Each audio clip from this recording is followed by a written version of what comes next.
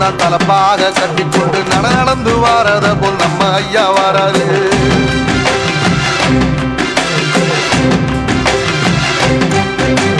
கர்ணன் கொடுத்ததுன்ன சீதக்காதி இறந்ததுன்ன ஐயா உசுறு வர அள்ளி அள்ளி தருவாரு. சாதிக்கு ஒரு சங்கம் வச்ச நாட்டுக்குள்ள எல்லா சாதிக்கு ஒரு கோயில் போல